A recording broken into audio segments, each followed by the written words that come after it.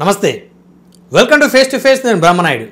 ప్రస్తుతం అంతా ఉన్నారు ఉమ్మడి ప్రకాశం జిల్లా జనసేన పార్టీ సీనియర్ నాయకులు ఆమంత్ స్వాములు గారు ఉన్నారు. ఆమంత్ స్వాములు గారితో మాట్లాడదాం. నమస్తే స్వాములు గారు. నమస్తే అండి బ్రహ్మనాయుడు గారు. సార్ బాగున్నారా? సో చాలా రోజుల తర్వాత మళ్ళీ ఆమంచి స్వాములు తెర మీదకి రాబోతా ఉన్నాడు. సో ఇప్పటి వరకు అంటే జనసేన పార్టీ అధికారంలోకి వచ్చిన తర్వాత సైలెంట్ అయిన ఆమంచి స్వాములు మళ్ళీ జనసేనలో యాక్టివ్ కాబోతున్నాడు. నిజమేనా? పక్కా ఖచ్చితంగా అవుతాను. ఎందుకంటే కొన్ని పరిస్థితుల వల్ల కొద్ది టైం తీసుకొని నా పర్సనల్ వర్క్ వల్ల సైలెంట్ అయ్యా.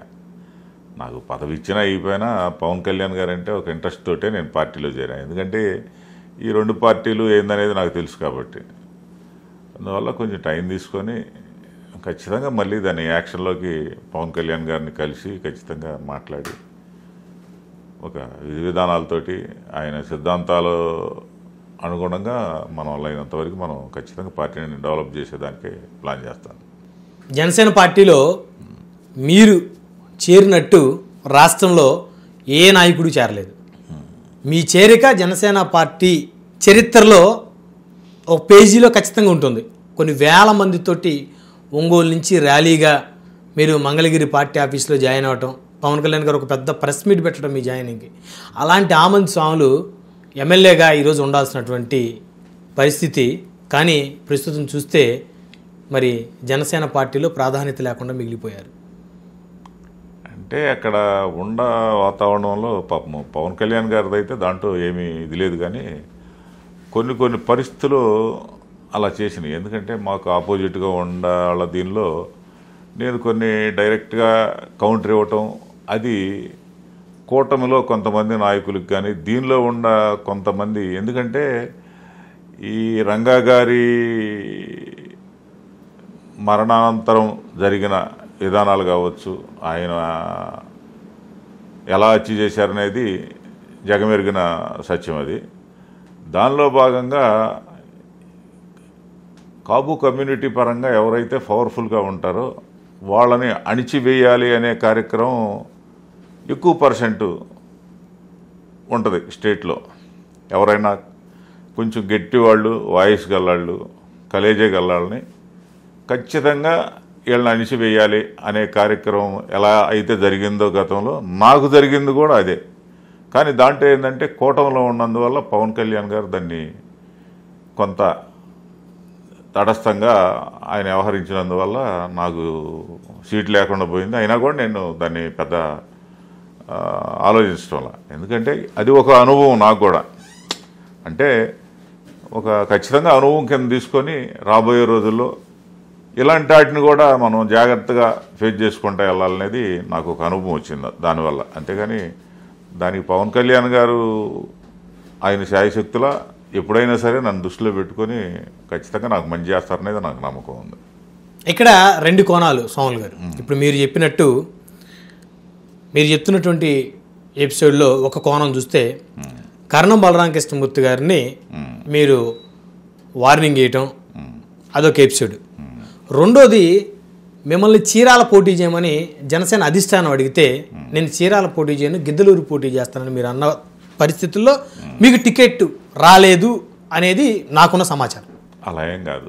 నేను ఫస్ట్లో పవన్ కళ్యాణ్ గారిని అడిగింది గిద్దలూరుని. ఎందుకంటే చీరాల ఒక వివాదాస్పదమైన లేకపోతే ఒక గలీసైన వాతావరణానికి వచ్చేసింది చీరాల్లో. ఎందుకంటే ఒక 2-3 కోణాల్లో ఒకళ్ళకొకళ్ళు అక్కడ హింసాత్మకమైన విధానాలు జరిగేదానిలో మనం అక్కడ వేలు పెట్టకూడదు ఖచ్చితంగా. ఎందుకంటే గిద్దలూరు అంటే ఒక 2 పెద్ద కులాలు నాకు అనుకూలంగా ఉన్నాయి, అట్లానే చిన్న కులాలు కూడా నాకు అనుకూలంగా నేను కొన్ని కార్యక్రమాలు చేయడం జరిగింది. అక్కడ నాకు అందరూ పరిచయం అవ్వటం, నన్ను కోరుకోవటం. ఎందుకంటే గతంలో చాలా దారుణమైన క్రిమినల్ విధానాలు జరిగినాయి అక్కడ. యాదవులు కావచ్చు, ముస్లిమ్స్ కావచ్చు, కాపులు కావచ్చు, వైశ్యాస్ కావచ్చు, ఇంకా ఒక అగ్రకులం కొంతమందిని కావాలని చాలా దారుణమైన, అంటే కనపడకుండా వ్యక్తుల్ని మాప్ చేసేయటం ఇలాంటివి జరిగిన దీనిలో కొన్ని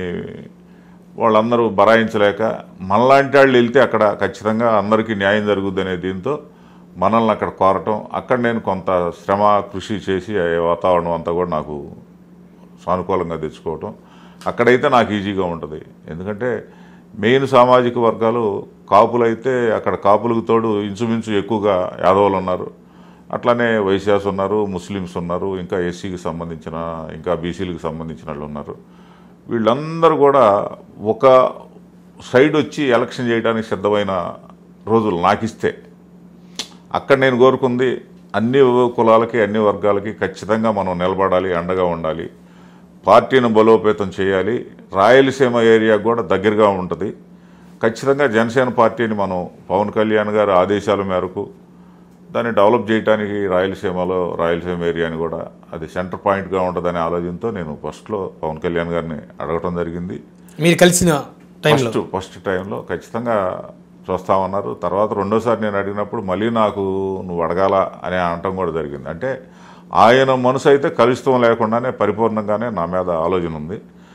మీరు అన్నట్టు బలరాం గారిది అంటే వాళ్ళు మన ఏరియాకు వచ్చి మనల్ని తక్కువగా మాట్లాడి తల్లిని మాట్లాడి మమ్మల్ని మాట్లాడినప్పుడు ఖచ్చితంగా దాని గురించి ఆ సబ్జెక్ట్ అంతవరకు జరిగిన దాన్ని తర్వాత బలరాం గారు నేను వేరే చీరాల్లో అపోలో హాస్పిటల్ ఓపెనింగ్కి మాణిక్యం గారిది వాళ్ళ అబ్బాయి రవికుమార్ పిలిస్తే ఇద్దరం కలిసి ఓపెన్ చేసాం. ఇద్దరం హ్యాపీగా ఇద్దరం నవ్వుకుంటూ మాట్లాడుకుంటూ చాలా దీనిగా ఇది చేసుకున్నాం. ఎందుకంటే అదొక చిన్న పొరపాటైన మాటకి కౌంటర్ అది వాళ్ళ అబ్బాయి మాట్లాడిన దీనిలో సవ్యంగా మాట్లాడితే ఆ చిన్న ఇది జరగదు.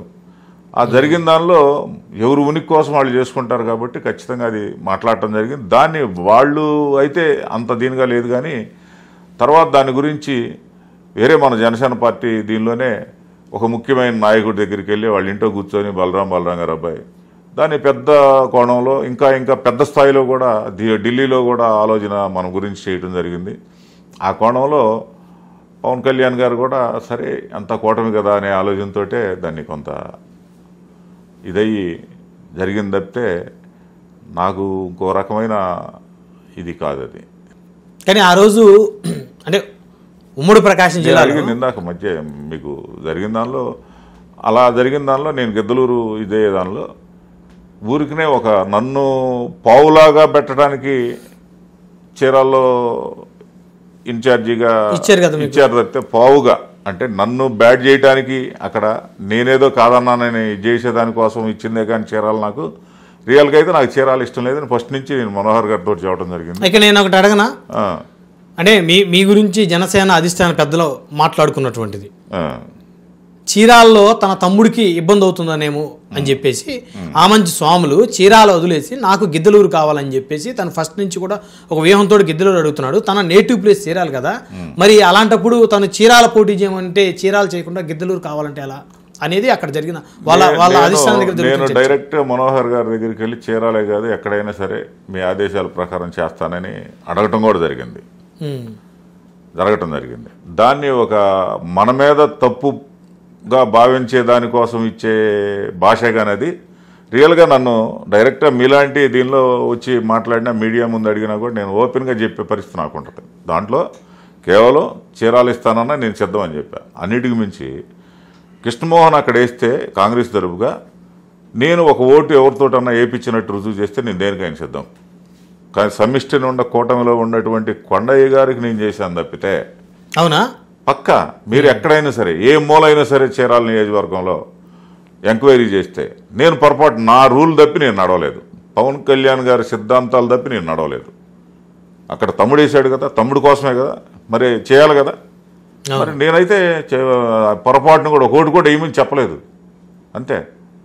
అది ఓటు వేయమని చెప్పటమో లేకపోతే ఇంకో రకం అయితే అది వేరుగా ఉండేది. అది నేను వేరే ఆలోచన చేసి వాళ్ళు ఏదో బురదల్లే కార్యక్రమం అయిన విధానాలే, కానీ అది రియల్గా కరెక్ట్ కాదు. అది నేను అడిగింది గిద్దలూరు అయితేనే ఖచ్చితంగా అనుకున్నాను. కాదన్నారు, చీరాలు వెళ్ళమన్నారు, ఓకే చీరాల్లో తీసుకున్నాను.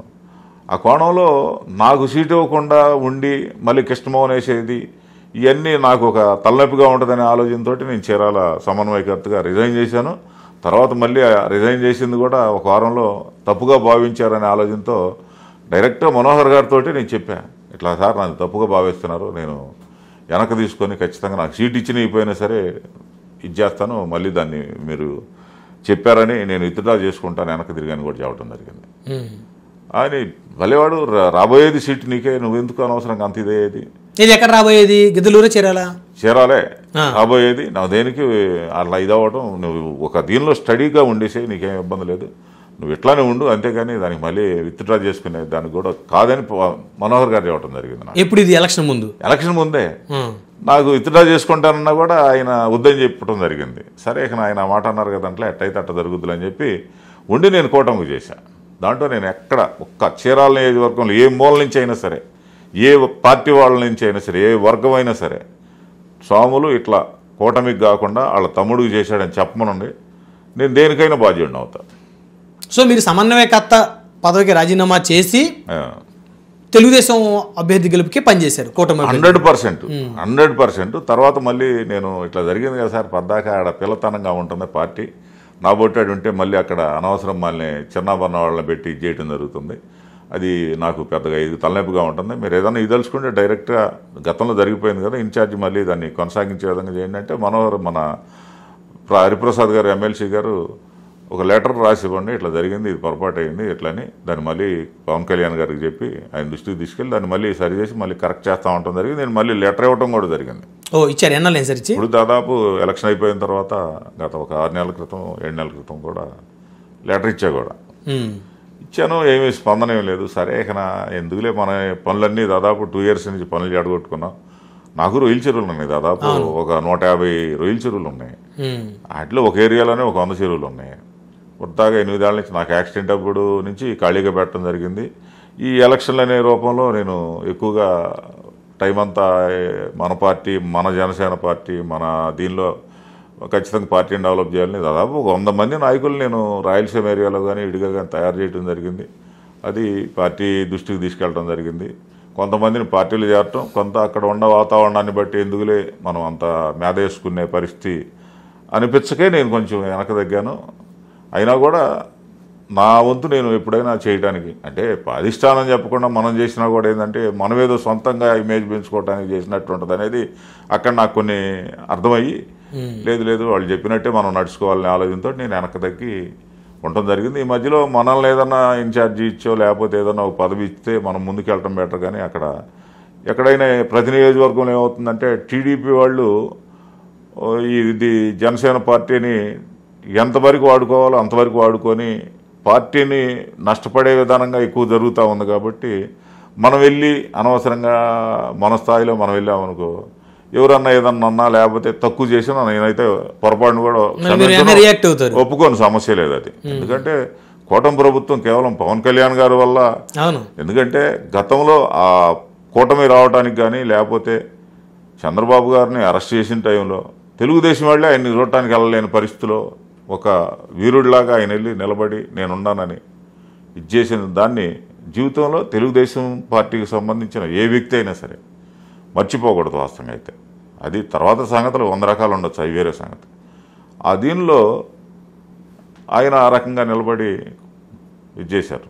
సో ఇప్పుడు పార్టీ బాధ్యతలు ఏదన్నా అప్పచెప్తే భుజాన్ని వేసుకొని చేయడానికి సిద్ధంగా ఉన్నారు? 100% నేను పార్టీకి చేయడానికే సిద్ధంగా ఉన్నా.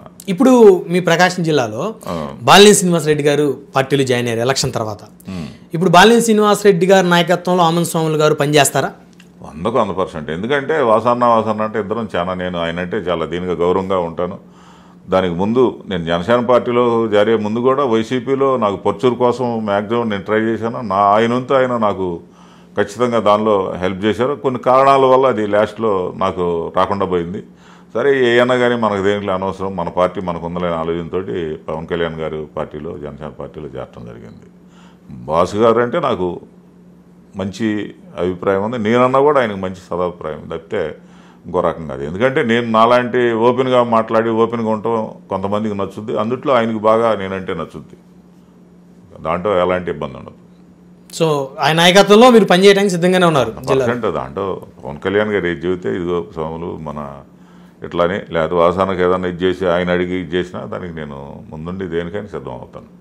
సో ఒకప్పుడు ఆమంత్ స్వాములు అంటే చాలా స్పీడ్గా ఉండేవాడు, సో ఇప్పుడు నిజంగా చాలా ఆచి తూచి మాట్లాడుతున్నాడు. ఏంటి ఇంత మార్పు అయింది సార్? అంటే ఏదో సామెత ఉంటుంది కదా, క్షవరం అయితే కానీ వివరం తెలియదని. సో రాజకీయాల్లో మీకు ఇది జరిగింది ఈ ఎపిసోడ్, ఎన్నికలకి ముందు ఎన్నికలు అయ్యాక ఒక 6 నెలలు ఈ మధ్యకాలంలో.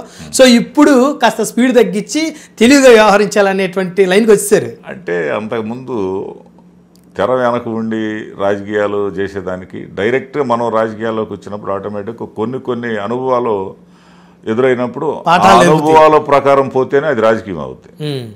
ఇప్పుడు అప్పుడు స్పీడ్కి ఇప్పుడు స్పీడ్కైనా నేను బతికున్నంత వరకు నా స్పీడ్ ఒకే రకంగా ఉంటుంది. కానీ అక్కడ ఉన్న విధి విధానాలను బట్టి నడుచుకుంటాను. నేను ఎప్పుడు కూడా ఎంత స్పీడ్ అయినా నేను తప్పు చేయను, తప్పుగా మాట్లాడను, తప్పుగా వ్యవహరించను కూడా. ఒక సిస్టమ్ ఉంటుంది. అక్కడ వాతావరణం కానీ శుతిమించింది అనుకుంటే నాలో ఫైర్ స్టార్ట్ అయ్యి అక్కడికక్కడే ఇదై కట్ చేస్తుంది అంతే. ఎప్పుడైనా ఉంటుంది, అది లాస్ట్ బట్టిగా ఉంటుంది అది.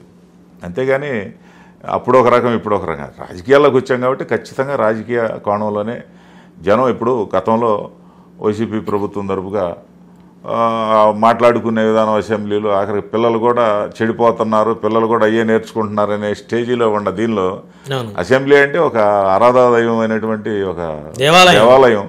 ఆ దేవాలయంలో ఖచ్చితంగా ఒక దేవాలయంలో దేవుడి దగ్గర ఏ రకంగా అయితే ఉంటామో ఆ రకంగా ఉండే విధానంలోనే రాజకీయ నాయకులు అనేవాళ్ళు అందులో నడుచుకోవాలి. ఎమ్మెల్యేలైనా ఏ దానికి సంబంధించిన వ్యవస్థ అయినా కాకుండా మాట్లాడుకోనందువల్లే కదా. అలాంటిది మన పోటాళ్ళం కూడా రాజకీయంలో ఉన్నప్పుడు వల్గర్లు టైప్ ఆఫ్ విధానాలు వేరే దీనిలో ఉంటే మనల్ని కూడా అదే అనుకుంటారు కదా. రాజకీయాల్లోకి వచ్చినప్పుడు ఏమైనా చిన్నపన్న పొరపాట్లు ఉండకూడదు, కట్ చేసుకొని ఖచ్చితంగా ఒక విధి విధానంతో అన్నిటికి మించి పవన్ కళ్యాణ్ గారు అంటే ఒక దీంతో విజయంతో ఒక సిద్ధాంతాలతోటి నడిచే వ్యక్తి కాబట్టి మనల గురించి ఆయనకి బ్యాడ్ రాకుండా ఉండే దానికోసం మనం కృషి చేయాలనే ఆలోచనతో నేను ఎప్పుడూ చాలా మిమ్మల్ని మీరు మార్చుకుంటూ వచ్చారు. నేను మార్చుకుంటానే వచ్చాను. అదే ఇప్పుడు నాకేమనిపిస్తుందంటే ఉమ్మడి ప్రకాశం జిల్లాకి టైగర్గా పిలువబడినటువంటి కర్ణం బలరాం కృష్ణమూర్తి గారిని, వాళ్ళ అబ్బాయిని వాళ్ళ అధికార పార్టీలో ఉండగా ఎమ్మెల్యేగా ఉండగా వాళ్ళకి వార్నింగ్ ఇచ్చి సవాల్ చేసి ప్లేసు టైము డేటు చెప్పినటువంటి ఆమంచి స్వాములు ఆయనేనా ఈయన? 100కి ఇప్పుడు కాశీ వెళ్ళొచ్చారా అంటే ఏమన్నా ఈ మధ్య కాశీకి గీసికి వెళ్ళిన దేవుడు అంటే నా ఆత్మ. ఎందుకంటే నా ఆరాధ దైవం శివయ్య వెంకటేశ్వర స్వామి. శివయ్యని తలుసుకొని వెంకటేశ్వర స్వామిని తలుసుకొని నేను లేస్తాను. ఏ రోజైనా ఏదైనా సరే పని మొదలు పెట్టినా సరే దాని సాక్షిగా 100% నేను కాశీలో లేకపోతే గుళ్ళకి కూడా పెద్దగా వెళ్ళను. మన మనసులో ఉంటే చాలనుకొని దేవుడిని తెలుసుకొని మనం నిజాయితీగా నడుచుకోవాలని ఆలోచనతో ఉంటాను. ఆ స్వాములే ఈ స్వాములే ఆ స్వాములు, దానిలో ఏమి తేడా ఉండదు. సరే, ఇప్పుడు ఈ కూటమి ప్రభుత్వాన్ని మీరు అబ్జర్వ్ చేస్తూ ఉన్నారు కదా. అవును. సో మీకేమనిపిస్తుంది? కూటమి ప్రభుత్వానికి ఏం జరుగుతుందనేది వస్తే నిన్న అసెంబ్లీలో బాలకృష్ణ గారు చిరంజీవి గారిని మాట్లాడిన తీరు చూస్తే అంటే అది ఏరు దాటి తెప్పదగలేసే విధానమైన ధోరణిలోనే ఉన్నప్పుడు కేవలం చిరంజీవి గారిని మాట్లాడే తీరులో పరిపాలన ఎవరిని గురించి వచ్చింది, ఏ యాంగిల్లో ఈ వైసీపీ ప్రభుత్వంలో వీళ్ళు ఎలా ఉన్నారు, ఈరోజు తీరు ఎలా ఉంది అనేది పోల్చుకుంటే వైసీపీ ప్రభుత్వంలో లాస్ట్లో ఒక సంవత్సరంలోనే ఈ అడ్డకట్లు అడ్డపంచులాళ్ళు వచ్చి రాష్ట్రం మొత్తం అధినేతకు తెలియకుండానే ఇష్టానుసారంగా ఇది చేయటం, తర్వాత ఆయన ఒక మంచం లాంటి ఒక 4 కోళ్ళున్న మంచాన్ని సెలెక్ట్ చేసుకొని ఆయన ఒక దీనిగా ఉంటే ఆ 4 కోళ్లే జిల్లాలని వాళ్ళు ఇష్టం వచ్చినట్టు ఆయన దృష్టి దాకా తీసుకెళ్లకుండా, వాస్తవాలు తీసుకెళ్లకుండా చేసిన దానికి లాస్ట్లో రిజల్ట్స్ చూశారు కదా. అది బిగినింగ్ డే నుంచి తెలుగుదేశంలో కొంత స్టార్ట్ చేసి పవన్ కళ్యాణ్ గారి ఆశయాలు, పవన్ కళ్యాణ్ గారి విధి విధానాలకి విరుద్ధమైన విధానాల్లో కొంతమంది చేస్తున్నారనేది జనంలో ఆల్రెడీ వచ్చేసింది. అది వచ్చేసింది. ఒక యాంటీ విధానాలతో ఒక మైనింగ్ విధానాలు అవ్వచ్చు, లేకపోతే శాండ్ విధానాలు అవ్వచ్చు, క్వార్జీ గురించి అవ్వచ్చు, గ్రానైట్ గురించి అవ్వచ్చు, లేకపోతే ఇంకా ఏమన్నా కొన్ని ఇటుకి సంబంధించినవి విచ్చలవిడిగా బయటపడి చెప్పుకొని బయటపడి వ్యవహరించే తీరు అది జనంలో అది అసంతృప్తిగా చెప్పుకుంటున్నారు. నేను కాదు, అది జనం చెప్పుకునే పరిస్థితి.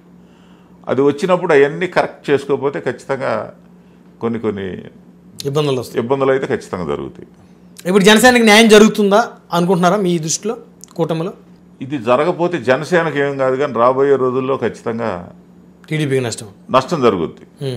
ఇది ఎందుకంటే దీన్ని ఒక గాజు పాత్రలాగా జాగ్రత్తగా ఆచితూచి ఒకళ్ళకొకళ్ళు జనసేనకి టీడీపీ ఎత్తుబెట్టడం, లేకపోతే బీజేపీకి ఎత్తుబెట్టడం ఇలాంటివి లేకుండా ఎవరు గౌరవాన్ని వాళ్ళు సమానంగా పంచుకుంటా జనసేన పార్టీ వాళ్ళని ఒక పావుల్లాగానో కరేపాకులోగానో వాడుకోకుండా ఒక సరైన, ఇప్పుడు ప్రభుత్వంలో ఒక పదవులు ఉంటాయి.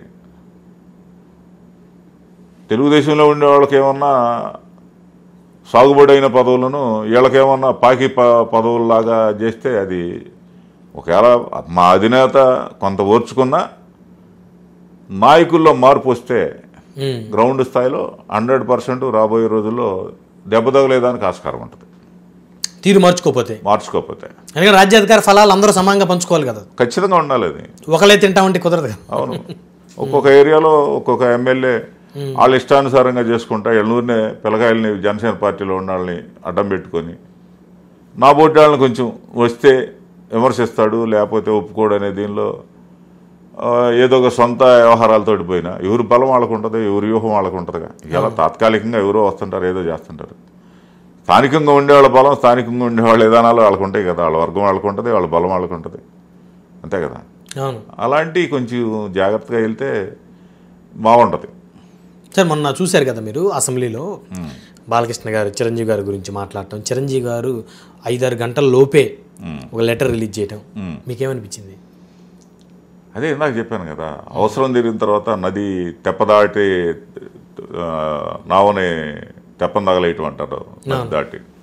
ఆ రకమైన దీనిగా ఈరోజు చిరంజీవి గారు అంటే ఒక మంచి వ్యక్తి, ఎవరిని దూషించడు, ఎవరిని పొరపాటును కూడా విమర్శించిన వ్యక్తి చిరంజీవి గారు. ఆయన ఆడ కారణం ఏమి లేదు. గతంలో వైసీపీ ప్రభుత్వంలో జగన్మోహన్ రెడ్డి గారికి దగ్గరికి వెళ్ళినప్పుడు కూడా మహేష్ గారిని అవ్వచ్చు, ప్రభాస్ గారిని అవ్వచ్చు, రాజమౌళి గారిని అవ్వచ్చు, ఇంకా నారాయణమూర్తి గారిని అవ్వచ్చు, మొత్తాన్ని తీసుకెళ్ళి పరిశ్రమ మారిన తర్వాత దాన్ని ఎట్టి పరిస్థితుల్లో దాన్ని మళ్ళీ ఎలా డెవలప్ చేసుకోవాలి ఏందనే అంశాల మీద ఆయన చాలా గొప్పగా హుందాతనంగా వ్యవహరించి పరిశ్రమ కోసం చేస్తే ఈయనకు ఫోన్ చేస్తే ఏ కోవలో ఉన్నాడో ఏ లోకంలో ఉన్నాడో తెలియక ఫోను రెస్పాన్స్ లేకుండా లెటర్లో. అలాంటిది ఈయన మాట్లాడే స్టేజ్ అంటే ఇలా మెగా ఫ్యామిలీకి సంబంధించి రాష్ట్రంలో కులం తరపున 100కి 100% సపోర్టు ఉండేది.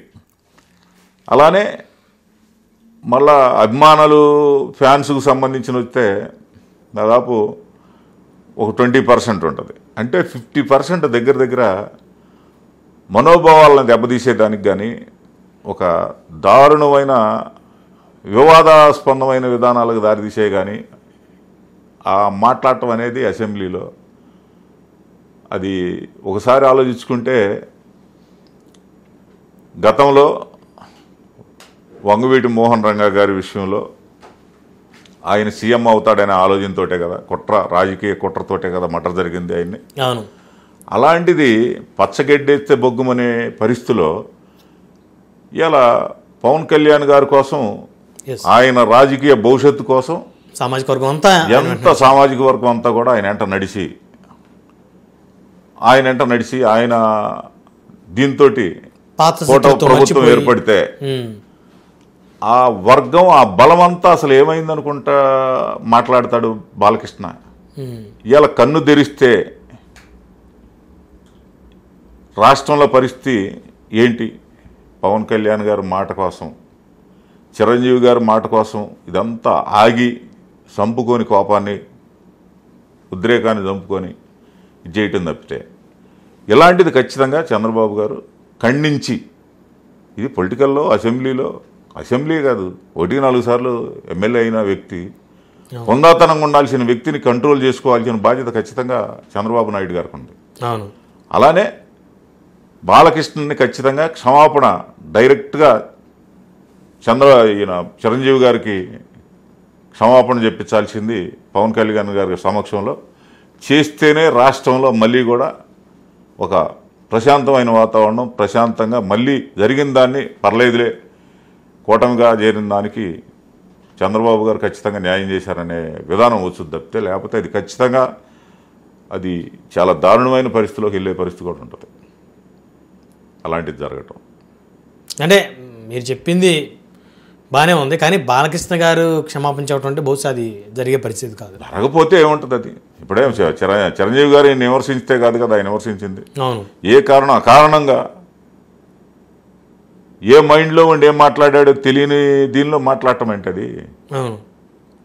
అది కరెక్ట్ కాదు కదా. జనమంతా చూస్తూ ఉంటారు కదా ఏ యాంగిల్లో చిరంజీవి గారి ఫ్యామిలీ, పవన్ కళ్యాణ్ గారిని నమ్ముకున్నటువంటి అన్ని వర్గాలు,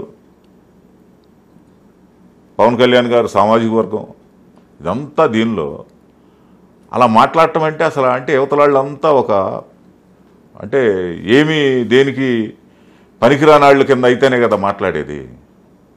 పనికిరాని వాళ్ళ కింద ఆలోచించి మాట్లాడినప్పుడు ఖచ్చితంగా దానికి గుణపాఠం ఎడగాపోయినా రేపు ఎప్పుడైనా ఖచ్చితంగా జరుగుతుంది. అది ఖచ్చితంగా బాధ్యత తీసుకొని పెద్ద రకంగా చంద్రబాబు గారు, అది బాధ్యత ఆయనకి. బాలకృష్ణ అంటే ఆయన ఎట్టి పరిస్థితుల్లో దాన్ని ఖండించి ఆయనకి చెప్పించాలి.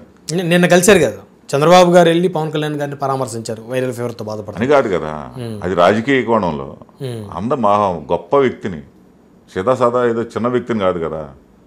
ఒకవేళ బాలకృష్ణ దృష్టిలో చిన్న వ్యక్తి అనుకుంటున్నా, లోకం దృష్టిలో కానీ ఇవాళ ఆంధ్ర రాష్ట్రంలో లేకపోతే తెలంగాణ ఉభయ రాష్ట్రంలో చాలా గొప్ప ఇది. దాన్ని ఎదురు చూస్తున్నారు, ఎలా జరుగుద్ది, చంద్రబాబు గారు ఎలా చేస్తారు దీన్ని. ఖచ్చితంగా దానికి క్షమాపణ బాలకృష్ణ డేరుగా చిరంజీవి గారికి చెబితేనే దానికి తగిన న్యాయం జరిగినట్టు. లేకపోతే ఎన్ని పూతలు అప్పుడు అట్లానే ఉంటాయి, వేసిన పూత అట్లానే ఉంటుంది. ఏదో ఒక పూట ఏదో ఒక టైంలో బ్లాస్ట్ అయ్యే పరిస్థితి అయితే ఖచ్చితంగా జరుగుతుంది. ఇక వంగవీటి మోహన్ గారి పేరు ప్రస్తావించారు కాబట్టి, వల్లభాయ్ రాధాకృష్ణ గారికి ఇంతవరకు కూడా కూటమి ప్రభుత్వం ఎలాంటి ప్రాధాన్యత ఇవ్వలేదు. సో అసలు ఇస్తుందంటారా మీ ఆలోచన ప్రకారం? అంటే ఎవరి కాళ్లే వాడుకొని ఆయన్ని అలా చేయటం అనేది అది కరెక్ట్ కాదు. ఎందుకంటే విజయవాడ అంటే వంగవీటి మోహన్ అంటే బెజవాడ అనే పరిధిలో వాళ్ళ అబ్బాయి ఒకసారి ఎమ్మెల్యే అయ్యాడు. దాన్ని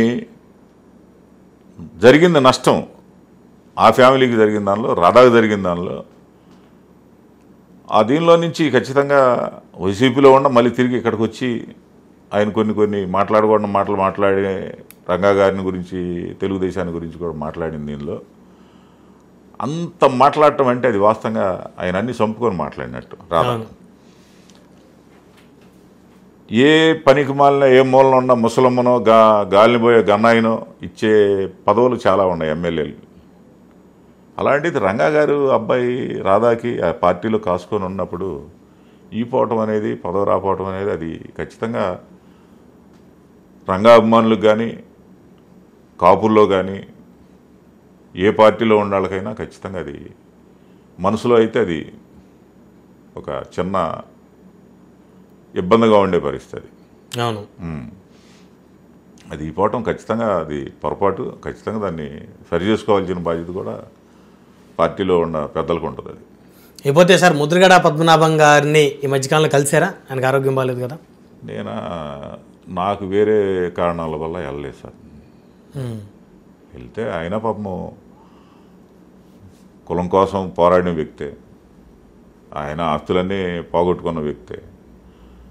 ఎన్ని చేసినా ఏదో ఒక అంశంలో ఒక చిన్న మాట కాడో, ఒక చిన్న పని కాడో క్షణిక ఆవేశంలో పోద్దు. కాబట్టి అట్లా దాన్ని మనం అంతగా తప్పుగా భావించాల్సిన అవసరం అయితే నేను అనుకోవటంలా. ఇప్పుడు మీ అందరి మీద అప్పుడు కేసులు పెట్టారు కదా తుని ఉద్యమ సమయంలో, ఉన్నాయండి కేసులు? కొట్టేశారా? మొత్తం కొట్టేశారు. సెంట్రల్ గవర్నమెంట్ పెట్టింది కొట్టేశారు, స్టేట్ గవర్నమెంట్ పెట్టింది కొట్టేశారు.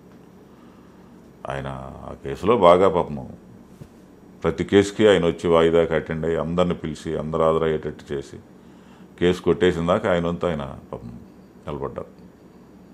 సో ఇకపోతే ఉమ్మడి ప్రకాశం జిల్లా సంబంధించి ప్రస్తుతం జనసేన పార్టీ ఎట్లా ఉందంటే ఏం చెప్తారు? అంటే ఇక ఇప్పుడు పవన్ కళ్యాణ్ గారు అంతా కూడా ఒక నెల 2 నెలల్లో ఈ డిసెంబర్ లోపే కొంత ప్రక్షాళన అయితే జరుగుద్ది. ఆ జరిగిన దానిలో నాయకత్వాలను బట్టి పార్టీ ఆటోమేటిక్గా ఇప్పుడు మహా వెలిగిన వైసీపీ పార్టీ కొన్ని కారణాల వల్ల ప్రతిపక్ష హోదా కూడా పడిపోయింది. అట్లానే తెలుగుదేశం కూడా గతంలో అదే పరిస్థితి. ఇవాళ ఇది కొత్తగా ఊపందుకొని కూటమిలో బాగా పైకి వచ్చింది. దీనిలో పవన్ కళ్యాణ్ గారు ఖచ్చితంగా ఆయన మనసులో ఉన్నటువంటి భావాలు దృష్టిలో పెట్టుకొని సిద్ధాంతాలను దృష్టిలో పెట్టుకొని ఖచ్చితంగా పార్టీని ప్రకాశం జిల్లాలో ఉమ్మడి ప్రకాశం జిల్లాలో ఆయన మనసు పెట్టి నాయకత్వాన్ని పెంచి బాగా పార్టీ డెవలప్ అయ్యే విధంగానే చేస్తారు. నాకైతే నమ్మకం ఉంది. సో వచ్చే ఎన్నికల్లో మొత్తం ఓవరాల్గా జనసేన ఎన్ని పోటీ చేస్తుంది అనుకోవచ్చు సార్? అంటే కూటమిలో కానీ పవన్ కళ్యాణ్ గారు ఆ ఉన్న పరిస్థితిలో ఎన్ని తీసుకుంటే బెటరు మనం గెలవటానికి, ఖచ్చితంగా మళ్ళీ ప్రభుత్వం రావడానికి అవకాశం ఉంటుంది అనే దాన్ని బట్టి ఆయన నిర్ణయాన్ని బట్టి ఉంటుంది. అంతే, అది ఈరోజు మనం చెప్పగలిగేది కాదు వాస్తవంగా. అయితే 2029లో ఆమంత్ స్వాములు గారు ఎమ్మెల్యేగా పోటీ చేస్తారా ఈసారైనా? ఖచ్చితంగా జరుగుద్ది, దాంట్లో ఆలోచించాల్సిన పనే లేదు. నియోజకవర్గం ఏదంటే అది మన అధినేతలు నిర్ణయించాలా? మన అధినేతలు ఆలోచనను బట్టి అప్పుడున్న వాతావరణాన్ని బట్టి 1 సంవత్సరం ముందు డిసైడ్ చేసుకునేది కాబట్టి అది ఇప్పుడు మనం అనుకోవటం కూడా అంత కరెక్ట్ కాదేమో. సో ఇంటర్వ్యూ ముగించే ముందు మీ బ్రదర్ గురించి అడగకపోతే ఇంటర్వ్యూ చూసిన వాళ్ళకి కూడా సాటిస్ఫాక్షన్ ఉండదు. సో ఒకప్పుడు ఆమంచి కృష్ణమోహన్, ఆమంచి స్వాములు కలిసి ఉన్న రోజుల్లో ఉమ్మడి ప్రకాశం జిల్లా రాజకీయాలని శాసించినటువంటి పరిస్థితి కొంజేటి రోసి గారు ముఖ్యమంత్రిగా ఉన్నటువంటి సమయంలో. ఆ పరిస్థితి నుంచి ఈరోజు ఏ పరిస్థితికి వచ్చారు అని ఎప్పుడన్నా ఆలోచిస్తే ఎలా అనిపిస్తుంది మీకు? నా ప్రకారం అయితే మీరు అనుకున్న దానికంటే 10 రెట్లు ఎక్కువ చేసి అదే కంటిన్యూ అయ్యే విధంగా చేసేవాడిని. నాకు మధ్యలో యాక్సిడెంట్ అవ్వటం మన పరిధి దాటిపోయింది. అది సింగిల్ నిర్ణయంలోకి వెళ్ళిపోయింది. అది మనకి యాక్సిడెంట్ అయిన తర్వాత అది నాది పార్టీ నేను అనుకున్న దీనిలో ఇప్పుడు ఎవరైనా ఒక కాంబినేషన్, రాముడు లక్ష్మణుడు అంటారు, లవకుశులు అంటారు, కర్ణుడు దుర్యోధనుడు అంటారు, కృష్ణుడు అర్జునుడు అంటారు, బలరామకృష్ణుడు అంటారు. ఒక జోడీ కలిస్తే ఇప్పుడు అమిత్ షా మోదీ, అట్లానే ఇప్పుడు చంద్రబాబు గారు పవన్ కళ్యాణ్ గారు, అట్లానే కాంబినేషన్ ఒక కాంబినేషన్ అయితేనే ఏదైనా సక్సెస్కి అవకాశం ఉంటుంది నా లెక్కలో. అలానే కృష్ణమోహన్ ఏమంటో స్వాములు అనుకున్నాడు అనేది జీర్ణించుకోపోవటం వల్ల వచ్చిన ఇదే. ఇది ఎవరు జీర్ణించుకోపోవటం? ఇప్పుడు ఇద్దరు కలయికలో నేనున్నాను, కృష్ణమోహన్ ఉన్నాడు. నేను ఏ రోజు కూడా దందాలు చేసి కానీ లేకపోతే మా వ్యవస్థ ఎలా డెవలప్ అవ్వాలి, ఇది కోలకుండా ఉండాలంటే ఏ రకంగా ఉండాలనే ఆలోచనతో నేను 100 రూపాయలు సంపాదిస్తే 50 రూపాయలు అటు ఖర్చు పెట్టే పరిస్థితిలో గ్రౌండ్ స్థాయిలో క్యాడర్కి ఈ రోజైనా నేను ఏ ఏరియాకి పోయినా, చీరాల నియోజకవర్గమే కాదు, పర్చూరు నియోజకవర్గమే కాదు, ఇటు బాపట్ల అవ్వచ్చు, అద్దంకి వెళ్ళినా సంతనూతలపాటు మాకు దగ్గరలో ఉండేది కాబట్టి మధ్యలో ఒంగోలుకిను చీరాలకు మధ్యలో ఉంటుంది, పర్చూరుకి మధ్యలో. ఎక్కడికి వెళ్ళినా మా నియోజకవర్గంలో స్పెసిఫిక్గా ఏ గొంతులోకి పోయి కారు ఆగినా కూడా ఒక 100 మంది 5 నిమిషాల్లో లగుదలుకుంటానా, నాకు ఆ పని చేసావన్నా, నాకు ఈ పని అవి ఎందుకు చేసాం? మనం బలోపేతం అయ్యి ఎన్ని రకాలైన విధానాలు చేసినా సరే చెక్కు చెదరకుండా ఉండాలి జనంలో అనే దానికోసం నా వంతు నేను ఎప్పుడు చేశాను. అది నాకు యాక్సిడెంట్ తర్వాత నా పరిధి దాటింది. అది యాక్సిడెంట్ జరిగి మళ్ళీ దేవుడు మళ్ళీ మామూలుగానే అవిడితనం లేకుండా ఇది లేకుండానే మళ్ళీ నా ఆరోగ్యం నాకే ఇచ్చాడు శివయ్య. ఇచ్చిన దానిలో నా వంతు నాకు పని అప్పు చెప్పి నా వంతు నేను చేయగలిగినవి అన్నీ చేయనిచ్చినడితే పొరపాటును కూడా తేడా జరగదు. 100% ఎంతకంటే మీరు చెప్పిన దానికంటే 10 రెట్లు ఎక్కువ స్థానంలోనే ఉండేది. అది లేనప్పుడు ఒక వ్యక్తికే ఉండి పోరాడితే దానివల్ల ఉపయోగం ఉండదు. రెండో వ్యక్తికి కూడా అరే నష్టం జరిగింది, దీన్ని కవర్ చేసుకోవాలంటే ఖచ్చితంగా మనం కలిసి పోరాడాలనుకునే విధానం ఉంటే అది ఖచ్చితంగా సాధ్యం అవుద్ది. అది మనకుండి నాడికి లేకుండా ఉన్నప్పుడు మనం దాన్ని ఆలోచిస్తాం. నా వల్ల అయినంత వాటికి నేను పోరాడి చూసా, ఖచ్చితంగా కలవాలి, చెయ్యాలి, చెందాలని ఆలోచనతోటే. అది ఎందుకో ఇష్టం లేనప్పుడు మనం అంతగా దాని గురించి ఆలోచించడం వేస్ట్లే. ఇప్పటికిప్పుడు ఫోన్ చేసి కృష్ణమోహన్ గారు అన్న ఒకసారి రా మనం కలుద్దాం అంటే వెళ్తారా? అట్లా 4 సార్లు 5 సార్లు అయింది కూడా. అవి కూడా లాస్ట్కి మొన్న ఎలక్షన్ కూడా కొంత ఇదే కదా. అవును, అన్నీ అయిపోయినాయి. అవన్నీ అనవసరం. అయ్యింది ఒక మనిషిలో మార్పు రావాలనే కోరుకున్నాను నేను. అది రానప్పుడు ఏంటంటే దాన్ని ఆశించే కంటే మనం పోరాటం బెటర్ అనే ఆలోచనతో నేనుంటా. నా వంతు నేను నా శక్తి అంతా ఉపయోగపెట్టి మీరు ఇద్దరు కలిసినప్పుడు ఏ రకమైన వాతావరణం అంటున్నారో అంతకంటే పెద్ద వాతావరణం, అంతకంటే గొప్ప వాతావరణం మళ్ళీ నేను తీసుకొచ్చేదానికి నా వంతు నేను చేస్తాను. ఖచ్చితంగా దేవుడు నాకు సహకరిస్తాను అంతే. ఆమంచి కృష్ణమోహన్ గారు అధికార పార్టీ ఎమ్మెల్యేగా ఉన్నటువంటి సమయంలో ఆమంచి స్వాములు గారు 100 ఎకరాలు ఆస్తులు కొన్నారు, వేల కోట్ల రూపాయలు ఆస్తులు కూడగట్టుకున్నారు. నిజమేనా? నేను ఒక రొయ్యల చెరువు దగ్గర నుంచి స్టార్ట్ చేసి అప్పుడు మాకు దాదాపు 30 కౌంట్ 550 రూపాయలు ఉండేది. 95 నుంచి 2005 దాకా కూడా. ఒక చెరువుని 5 చెరువులు చేసి, 5 చెరువుల్ని 10 చెరువులు చేసి, 10 చెరువుల్ని 20 చెరువులు చేసి అట్లా ఒక 100 చెరువులలోకి తీసుకెళ్ళి నేను రొయ్యల చెరువుల మీద కేవలం ఆర్థికంగా నేను పనపడ్డాను తప్పితే నేను 100 ఎకరాలు 1000 ఎకరాలు రాజకీయ దందాలు చేసి నేను 1 ఎకరం కొన్నా కూడా దాన్ని నేను దేనికైనా సిద్ధం రుజువు చేస్తే. మీరు మీ కష్టార్జితంతో నేను కొనుక్కున్న తప్పితే ఈ రోజు కూడా అధికారాన్ని అడ్డం పెట్టి ఎప్పుడు ఈ రోజు కూడా ఆర్థికంగా నన్ను దాదాపు చాలా ఆర్థికంగా దెబ్బకొట్టారు ఈ మధ్యలో. చాలా మామూలు కాదు, ఎవరన్నా కానీ అది మనం చెప్పుకోవటం కూడా వేస్ట్. అది చాలా దాదాపు దాని వాల్యూ ఎలగట్లేనంత. నాకు 8 సంవత్సరాలు యాక్సిడెంట్ అయిందనే భావన కూడా లేకుండా ఎన్నో రకాలుగా ఆర్థికంగా అవ్వచ్చు, మానసికంగా అవ్వచ్చు. నేను ఒకసారి చూసుకున్నాను మన పార్టీ అని చేయరాను. దీనిలో కూడా మనకి సరైన కొన్ని కుతంత్రమైన విధానాలతో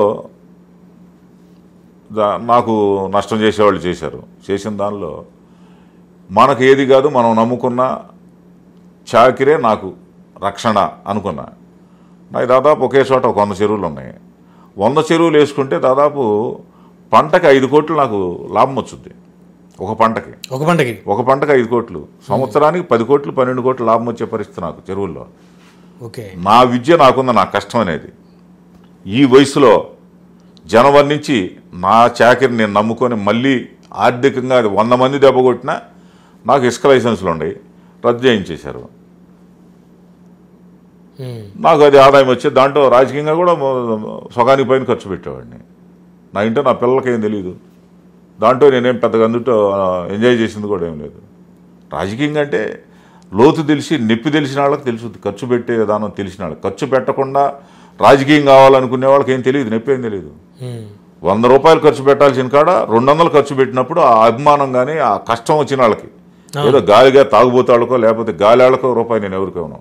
గుళ్ళన్నా, బళ్ళన్నా, చదువులన్నా ఏ చిన్న అవసరం అనుకుంటే నా అవసరమైన వాళ్ళ కుటుంబంలో అవసరాన్ని దృష్టిలో పెట్టుకొని నేను రూపాయి పరంగా ఎంతో కోట్లలో జనానికి దాన ధర్మాలు చేసేవాడిని.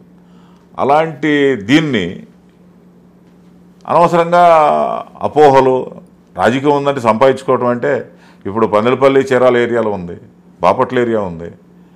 కొండంత దెబ్బలను కూడా సూర్ణం చేసేసి ఏమి లేకుండా అక్కడ డిపార్ట్మెంట్లు ఏమి లేవు, మైనింగ్ డిపార్ట్మెంట్ ఏం లేదు, అక్కడ ఏం లేదు. నేను ఓపెన్గా చెబుతాను, వచ్చి రమ్మని నేను రుజువు చేస్తాను. నేను మీడియాలో మీడియాను కూడా తీసుకెళ్ళి మొత్తం ప్లేసులు ఎకరాలతో సహా చూపించగలను నేను.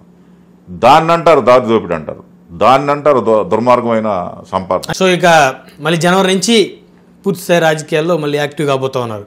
అవుతాను, ఖచ్చితంగా అవుతాను. నాది గృహప్రవేశం కూడా నాది అనుకోకుండా సంవత్సరం 6 నెలలకు ఒకసారి లేట్ అవుతానే ఉంది. నేను జనవరిలో మార్చి కల్లా చేసుకుని ఎమ్మటిని ఏప్రిల్ మేలో పెట్టుకుందాం అనుకున్నా. ఈ రొయ్యల చెరువుల మీద డబ్బులు సంపాదించుకోవాలి, రొయ్యల చెరువులు వేయాలి, ఈ పని ఏముంది ఇంటి పక్కన పెడదాం అనే దీనిలో నాకు చాలా సర్కిల్ తయారవుతుంది. గృహప్రవేశం కూడా నేను చాలా గొప్పగా చాలా లక్షల మందితోటే భారీగా పెడతాను. నేను అంత తేలికేం లేట్ అయిందల్లా అది నాకు ఒక మంచి కోసం జరిగిందనుకునే నేను చేస్తుంది.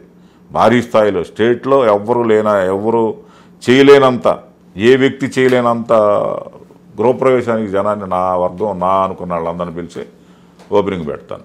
చివరగా నాకు డౌట్ ఆమంత్ సోమల్ గారు, ఇప్పుడు మీరు రాజీనామా చేసింది చీరాల జనసేన పార్టీ ఇన్ఛార్జి పదవికా లేకపోతే జనసేన పార్టీకా? ఓన్లీ నాకు రానప్పుడు ఇక్కడ ఇదంతా జరుగుతూ ఉంది కదా, చీరాల్లో ఈ ముక్కోణమైన దీనిలో మనకి తలనొప్పి లేకుండా ఉంటుంది అనే ఆలోచనతో నేను చీరాల సమన్వయకర్తగా అక్కడ ఉన్న పరిస్థితిని బట్టి చేసి, రాష్ట్ర కార్యదర్శి నేను చేయలేదు. జనసేన పార్టీ రాష్ట్ర కార్యదర్శికి నేను కొనసాగుతూనే ఉన్నాను. నా వలైనంత వరకు నేను పార్టీలో నా సేవలు నేను అందిస్తాను ఉన్నాను. ఓన్లీ చీరాల సమన్వయకర్తగా రిజైన్ చేసి తర్వాత నేను మనోహర్ గారిని నాది పొరపాటు కింద జనం తీసుకుంటున్నారు, నాది తప్పు అనుకుంటున్నారు, దాన్ని మళ్ళీ నేను సరి చేసుకోవాలనుకుంటున్నాను, మీరు చెప్పారు కాబట్టి నేను విత్డ్రా చేసుకుంటున్నాను, ప్రెస్ మీట్ పెడతానని కూడా ఆయనకి చెప్పడం జరిగింది. లేదు నువ్వు ఎట్టానే ఉండి నీకు దానికి మంచి జరుగుద్దని చెప్పడం జరిగింది. దానివల్ల నేను ఆగాను. తర్వాత హరిప్రసాద్ గారికి మళ్ళీ అది చీరాల సమన్వయకర్తగా లెటర్ ఇవ్వమంటే ఇట్లా పొరపాటున ఇట్లా జరిగింది, మళ్ళీ నాకు కొనసాగించాలని చెప్పి మళ్ళీ లెటర్ ఇవ్వడం జరిగింది. అది పవన్ కళ్యాణ్ గారు దృష్టిలో పెట్టుకొని అది ఇస్తే చీరాల్లో నా వంతు నేను ఆ పార్టీ ఏంది, పార్టీ బలోపేతం ఏ రకంగా చేయాలనేది నేను చేయడానికి ఎక్కడైనా సిద్ధం. అది సో కేవలం ఆ రోజున్న పరిస్థితిని బట్టి చీరాల సమన్వయకర్తకే రాజీనామా చేశారు కానీ జనసేన పార్టీ రాష్ట్ర కార్యదర్శి కానీ జనసేన పార్టీ సభ్యత్వానికి కానీ రాజీనామా చేయలేదు. సో స్టిల్ ఆమంత్ సోమల్ గారు జనసేన పార్టీ రాష్ట్ర కార్యదర్శి, అంతే కదా? అవును. ధన్యవాదాలు ఆమంత్ సోమల్ గారు. ధన్యవాదాలు, థ్యాంక్ యూ. మరిది చూశారు కదా, 2024 ఎన్నికలకు ముందు చీరాల నియోజకవర్గంలో ఉన్నటువంటి పరిస్థితుల దృష్ట్యా తాను కేవలం చీరాల నియోజకవర్గ జనసేన పార్టీ సమన్వయకర్త పదవికి మాత్రమే రాజీనామా చేశానని, జనసేన పార్టీ రాష్ట్ర కార్యదర్శిగా తాను కొనసాగుతున్నానని, అదేవిధంగా రానున్న రోజుల్లో జనసేన పార్టీ తరపు నుంచి ఎమ్మెల్యేగా పోటీ చేయడానికి సిద్ధంగా ఉన్నానని చెప్తున్నారు జనసేన పార్టీ రాష్ట్ర కార్యదర్శి ఆమంచి స్వాములు గారు. మరొక వారం మరొక అతిథితో మళ్ళీ కలుద్దాం. చూస్తూనే ఉండండి 99 టీవీ.